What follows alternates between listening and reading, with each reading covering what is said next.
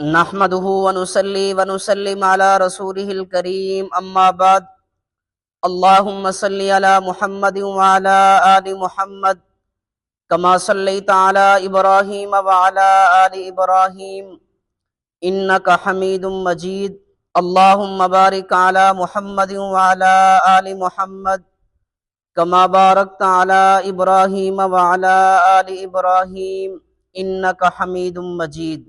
میرے نہایت ہی واجب الاحترام لائق تکریم و تعظیم دوستوں، بزرگوں اور بھائیوں، آج کی اس نشست میں ہم سیدنا ابو بکر صدیق رضی اللہ تعالی عنہ کے لقب پر گفتگو کریں گے۔ حضرت سیدنا ابو بکر صدیق رضی اللہ تعالی عنہ کے دو لقب مشہور ہیں، نمبر 1 صدیق، نمبر 2 عتیق۔ عتیق کا معنی جہنم سے آزاد کیا ہوا۔ حدیث مبارک میں ہے، اللہ کے رسول صلی اللہ علیہ وسلم نے حضرت ابو بکر صدیق کو خطاب کرتے ہوئے فرمایا، انت عتیق اللہ من النار، اللہ نے آپ کو جہنم سے آزاد کر دیا ہے، تو اسی دن سے آپ کا لقب عتیق پڑ گیا۔ لقب صدیق، حضرت ابو بکر صدیق رضی اللہ تعالی عنہ کو صدیق کا لقب یہ آسمانوں سے اللہ پاک نے نازل فرمایا۔ حدیث مبارک میں ہے، اللہ کے رسول صلی اللہ علیہ وسلم نے معراج کی رات حضرت جبریل امین سے فرمایا کہ میرے اس واقعے کی کون تصدیق کرے گا، معراج کی کون تصدیق کرے گا؟ تو حضرت جبریل نے عرض کی کہ ابو بکر معراج کی تصدیق کرے گا کیونکہ وہ صدیق ہے۔ تو اس سے معلوم ہوا کہ صدیق کا لقب یہ آسمانوں سے نازل ہوا۔ بخاری اور مسلم کی روایت ہے، اللہ کے رسول کے صحابی حضرت انس بن مالک رضی اللہ تعالیٰ عنہ فرماتے ہیں کہ ایک مرتبہ جناب نبی کریم صلی اللہ علیہ وسلم احد پہاڑ پر چڑھے، آپ کے ساتھ حضرت ابو بکر اور حضرت عمر اور حضرت عثمان رضی اللہ تعالی عنہم بھی موجود تھے۔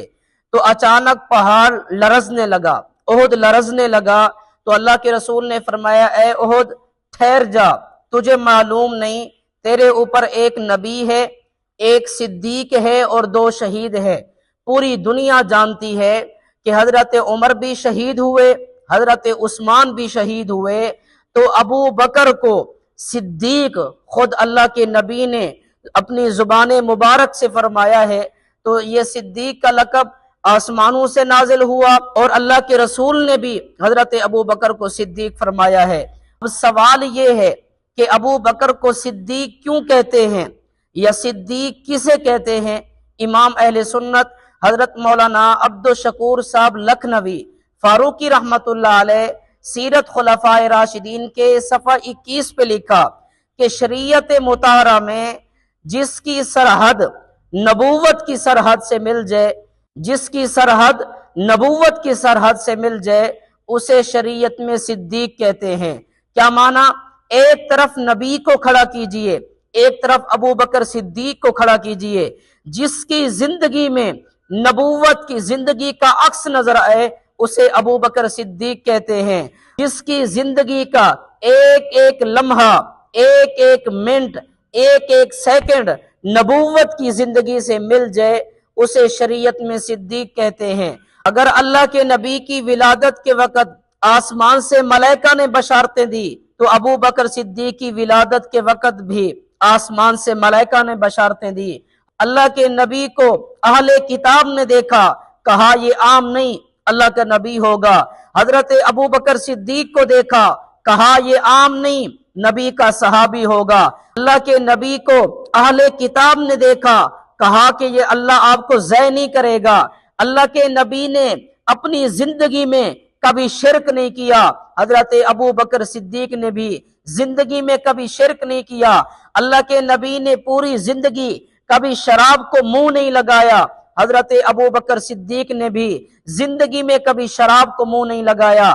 اللہ کے نبی کی زندگی میں بدکاری نہیں، حضرت ابو بکر صدیق کی زندگی میں بھی بدکاری نہیں۔ جیسے اللہ کے نبی نے خدا کی وحدانیت میں کبھی شک نہیں کیا، ابو بکر صدیق نے بھی خدا کی وحدانیت میں کبھی شک نہیں کیا۔ اللہ کے نبی نے اعلان نبوت فرمایا، جیسی تکالیف حضور کو دی گئیں ویسی حضرت ابو بکر صدیق کو دی گئیں، جیسے ہجرت کے لیے مجبور اللہ کے نبی کو کیا گیا ویسے حضرت ابو بکر صدیق کو کیا گیا۔ اللہ کے نبی غار میں، ساتھ ابو بکر بھی غار میں، اللہ کے نبی احد میں، حضرت ابو بکر صدیق بھی احد میں، اللہ کے نبی بدر میں، حضرت ابو بکر صدیق بھی بدر میں۔ چلتے چلتے زندگی کے آخری ایام میں اللہ کے نبی کو بخار ہوا، حضرت ابو بکر صدیق کو بھی زندگی کے آخر میں بخار ہوا۔ اللہ کے نبی نے اپنے مرض الوفات میں اپنے مصلے پر ایک شخص کو کھڑا کیا جو آپ کی وفات کے بعد جانشین بنا۔ حضرت ابو بکر صدیق نے بھی اپنے مرض الوفات میں اپنے مصلے پر ایک شخص کو کھڑا کیا جو آپ کے بعد امیر المؤمنین بنا۔ اللہ کے نبی کی وفات کا سبب یہودیوں کی طرف سے ملنے والا زہر، حضرت ابو بکر صدیق کی وفات کا سبب بھی یہودیوں کی طرف سے ملنے والا زہر۔ اللہ کے نبی کو زہر کھانے میں ملا کر دیا گیا، حضرت ابو بکر صدیق کو زہر کھانے میں ملا کر دیا گیا۔ اللہ کے نبی نے کھانا استعمال فرمایا، 7 والا بندہ شہید، حضور بچ گئے۔ ابو بکر صدیق نے کھانا استعمال فرمایا، 7 والا بندہ شہید، حضرت ابو بکر بچ گئے۔ اللہ کے نبی دنیا سے تشریف لے گئے، جس چارپائی پر حضور کا جنازہ اسی چارپائی پر ابو بکر صدیق کا جنازہ، جس حجرہ عائشہ میں اللہ کے نبی کو دفن کیا گیا اسی حجرہ عائشہ میں ابو بکر صدیق کو دفن کیا گیا۔ اللہ کے نبی کی عمر 63 سال، حضرت ابو بکر صدیق کی عمر بھی 63 سال۔ الغرض ماں کے پیٹ سے لے کر قبر کے پیٹ تک، ولادت سے لے کر وفات تک، جس کی زندگی کا ایک ایک لمحہ، جس کی زندگی کا ایک ایک منٹ اور سیکنڈ نبوت کی زندگی سے مل جائے، امام اہل سنت حضرت مولانا عبدالشکور صاحب فرماتے ہیں کہ اسی کو صدیق کہتے ہیں۔ تو آج کی اس نشست میں میں نے سیدنا ابو بکر صدیق رضی اللہ تعالیٰ عنہ کے لقب پر بات کی ہے۔ باقی اس لقب صدیق پر روافض برادری کی طرف سے ایک اعتراض بھی کیا جاتا ہے۔ وہ کہتے ہیں کہ یہ صدیق کا لقب اللہ کے نبی نے صرف حضرت علی کے لیے استعمال فرمایا ہے۔ انشاءاللہ کل کی نشست میں اس شبہ کا، اس اشکال کا جواب دیں گے۔ اللہ کریم ہم سب کا حامی و ناصر ہو۔ وآخر دعوانا ان الحمد للہ رب العالمین۔